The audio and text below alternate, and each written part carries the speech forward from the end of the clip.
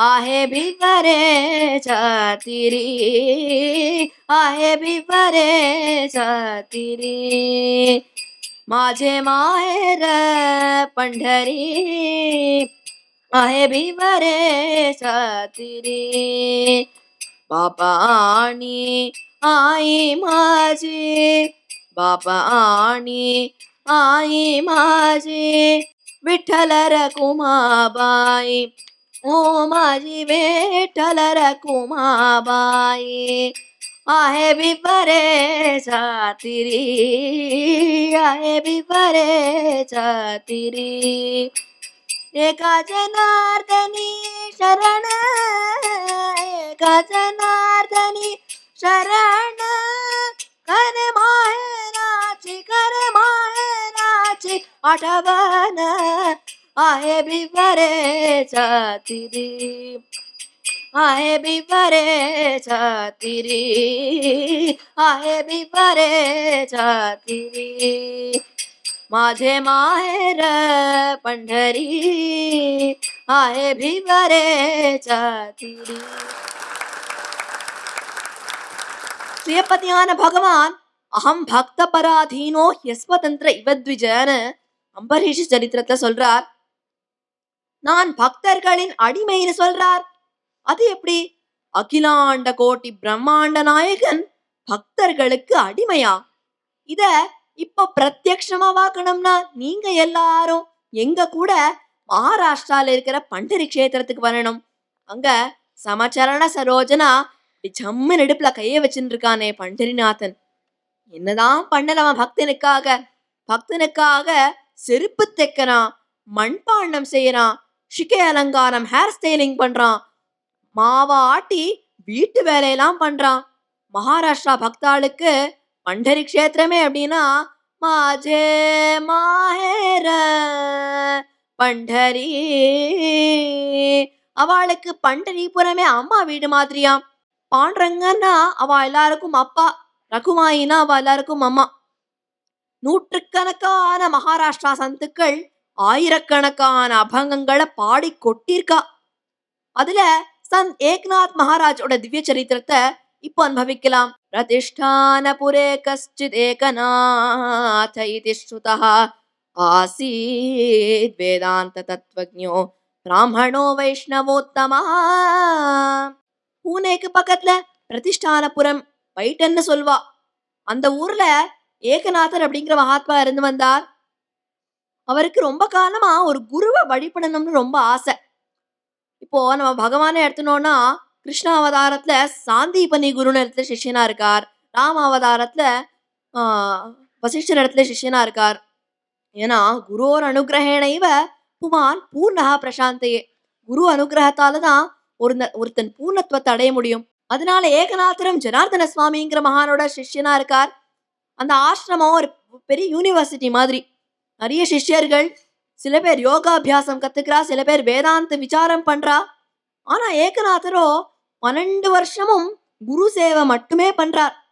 உனத்த சொல்லி தாங்கன்னு கூட ஒரு நாள் கேட்கல. ஏன்னா சொல்லி தந்து கத்துன்னு முடிச்சுட்டா அப்புறம் திருப்பி பைட்டனுக்கே போயிட்டு குரு கைங்கரியத்துல இருக்க முடியாது. அதனால அவர் எதையுமே கேட்கலையாம். ஒரு சமயம் ஜனார்தன சுவாமி அர்த்தராத்திரி 12 மணிக்கு எழுந்து பாக்குறாரு. என்னடா அது இங்கோ லைட் எரியதேன்னு பார்த்தா ஏகநாதர் இதோ ரொம்ப சீரியஸா அப்படி இப்படி பார்த்துட்டு இருக்கார். என்ன பாக்குறான் இவன், நம்ம தான் எதையுமே சொல்லி தரலையே. அப்புறம் திடீர்னு ஜெய் குருதேவ்னு அவர் கத்துறார். ஏகநாதர், என்னப்பா ஏதாவது சாட்சாத்காரம் பண்ணியா? இதுக்கு ஏகநாதர் சொல்றார், இல்ல குருவே, ஆசிரமத்து கணக்கு வழக்கெல்லாம் பார்த்துட்டு இருந்தேன். அப்போ அக்கௌண்ட்ஸ் தான் டேலி ஆகல. ஒரு தம்புடி சேரல. ஒரு தம்புடினா 1/10 பைசே, அது சேரல. இப்போதான் சேர்ந்தது, நிம்மதியா இருக்கு அப்படின்னு சொல்றார். இதை கேட்ட உடனே அவருக்கு ரொம்ப மனசுல வருத்தமா, 12 வருஷமா இவ்வளோ ஸ்ரத்தையா பண்றான் கைங்கரியம், ஒரு நாள் கூட அவனுக்கு ஒன்னத்தை கூட சொல்லி தரலையே, கண்டிப்பா அவனுக்கு ஏதாவது அனுகிரகம் பண்ணணும்னு நினைக்கிறார். அவர் தத்தாத்திரேயர் உபாசகர், அதனால தத்தாத்திரேயர் இடத்துலயே வேண்டிக்கிறார். அடுத்த நாள் எப்பவும் போல ஏகநாதர் வெடிக்காத்தால எழுந்து கோதாவரி நதிக்கு ஸ்நானம் பண்ண போறார். திரும்பி வரும்போது அங்க ஒரு அத்தி மரம் இருக்கு. அந்த அத்தி மரத்துக்கு அடியில பார்த்தா பளிச்சுன்னு வெளிச்சம். வெளிச்சத்து மத்தியில தத்தாத்திரேயர் தர்சனம் கொடுக்கிறார். ரொம்ப சந்தோஷம். உடனே போய் நமஸ்கரிக்கிறார். 3 பிரதட்சணம் பண்றார். ஐயோ, குருக்கு போய் பால காய்ச்சணும்ட்டு திருப்பி ஆசிரமத்துக்கு வந்துட்டார். ஜனார்தன சுவாமிக்கு சுத்தமா புரியல. தத்தாத்திரேயர் கண்டிப்பா தர்சனம் குடுத்திருப்பார். அவன் தர்சனமானியே ஆன மாரியே தெரியலையே. ஏகநாதா, வழியில வரும்போது இதையா பாத்தியாப்பா? குருவே, பார்த்தேனே. தத்தாத்திரேயரை பார்த்தேன். பார்க்கறதுக்கு ரொம்ப அழகா இருந்தார். என்னடா இது? என்னவோ பக்கத்தாத்து மாமாவை எதிராத்து மாமாவை பார்த்த மாதிரி தத்தாத்திரேயரை பார்த்தேன்ற. எப்பேற்பட்டவர் தெரியுமா தத்தாத்திரேயர்? எவ்வளவு யோகிகள்லாம் ஜென்ம ஜென்மமா தபஸ் பண்றா தெரியுமா? தத்தாத்திரேயர் தர்சனத்துக்காக இவ்வளவு சாதாரணமா சொல்றேப்பா நீ? குருவே, நான் உங்க இடத்துல தத்தாத்திரேயர் தர்சனம் கேட்டேனா? ஏன்பா, பகவத் தர்சனம் உனக்கு வேணாமா? நான் தினம் தினமே பிரத்யக்ஷமா பார்த்துட்டு இருக்கேனே பகவத் தர்சனத்தை. அப்படியா? என்னப்பா, எந்த கடவுளா பாக்குறப்பா?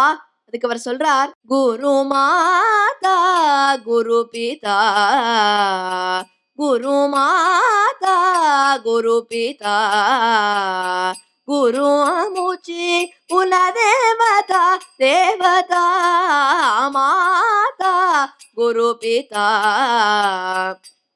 सद्गुरु जय जय सद्गुरु जय जय सद्गुरु जय जय सद्गुरु, सद्गुरु जय जय सद्गुरु जय जय सद्गुरु जय जय सद्गुरु. काया वाचा आणि मना, काया वाचा आणि मना केले सद्गुरु चरणीयार्पण. एका जनार्दनी शरण सद्गुरु एक जनार्दन, सद्गुरु एक जनार्दन, सद्गुरु एक जनार्दन. गुरु माता गुरु पिता, गुरु अमुची कुल देवता, देवता माता गुरु पिता. सद्गुरु जय जय सद्गुरु जय जय सद्गुरु जय जय सद्गुरु, सद्गुरु जय जय सद्गुरु जय जय सद्गुरु जय जय सद्गुरु. குருவே என் மாதா, குருவே என் பிதா, குருவே என் குலதெய்வம். குரு வேற பகவான் வேற இல்லையே. அப்படின்னா தினம் தினமும் உங்களோட பிரத்யக்ஷமான ஒரு தர்சனம் பாக்குறேன்னா தினம் தினமும் எனக்கு பகவத் தர்சனம் கிடைக்கிற மாதிரி தானே குருவே. இதை கேட்ட உடனே ஜனார்தன சுவாமிக்கு ரொம்ப சந்தோஷம்.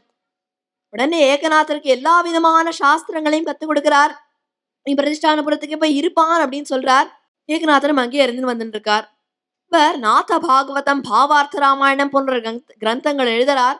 பாண்டுரங்கன் மேல ஏராளமான அபங்கங்களை பாடுறார். இவரோட அபங்கங்கள்ல ஏகா ஜனார்தனின்னு வரும். அப்படின்னா ஜனார்தன சுவாமி ஏகநாதர்.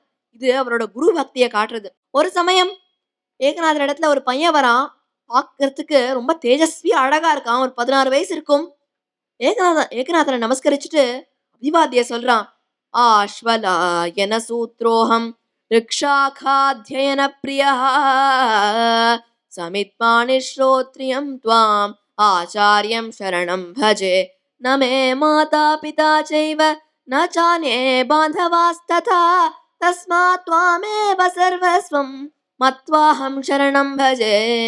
எனக்கு ஆஸ்வலாயன சூத்திரம், நான் ரிக்வேதம் அத்தியனம் பண்றேன். என் பேரு கிருஷ்ணன். என்ன பொதுவா கன்யா கிருஷ்ணன் கன்யா கிருஷ்ணன் கூப்பிடுவா. எனக்கு அம்மா அப்பா கிடையாது, வேற பந்துக்களும் கிடையாது. நான் துவாரகையிலேருந்து வந்திருக்கேன்.